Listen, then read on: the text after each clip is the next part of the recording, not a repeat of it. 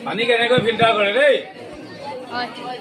পানী একেবাৰে ফিল্টাৰ কৰিলে হেৰি নহয় কেইবাটাও চিষ্টেম দেখিছা না ফিল্টাৰ আৰম্ভ কৰি দিয়া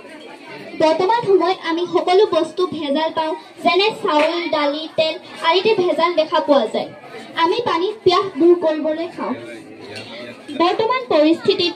এই পানীও দিনে দিনে অশুদ্ধ হৈ আহি আছে আৰু এই পানীবোৰো অশুদ্ধ হৈ আহি আছে ইয়াৰ মেইন কাৰণ ৰাসায়নিক দ্ৰব্য কীটনাশক দ্ৰব্য আৰু আৰ্ছেনিক দ্ৰব্য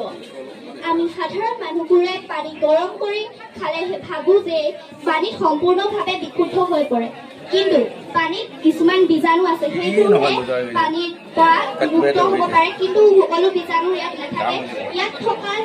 কীটনাশক দ্ৰব্য ৰাসায়নিক দ্ৰব্য সেইবোৰ পানী গৰম কৰাৰ পাছতো মৰি নাযায় সেইকাৰণে আমি সদায় পানী ফিল্টাৰ কৰি খাব লাগে নহ'লে আমাৰ বিভিন্ন ধৰণৰ ৰোগ হ'ব পাৰে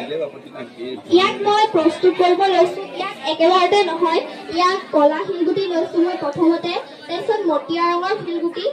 ইয়াত পানী লৈছোঁ তাৰপিছত কটন কপাহ এইবোৰ চাৰিটা মই বস্তু ৰেডি মই পানী ফিল্টাৰ কৰিব ওলাইছোঁ পানী ফিল্টাৰ কৰি আছোঁ এইখিনিত পানী খালে আমাৰ কোনো বেমাৰ নহয় বিশুদ্ধ পানী হয় সেইকাৰণে আমি সদায় পানী ফিল্টাৰ কৰি খাব লাগে ধন্যবাদ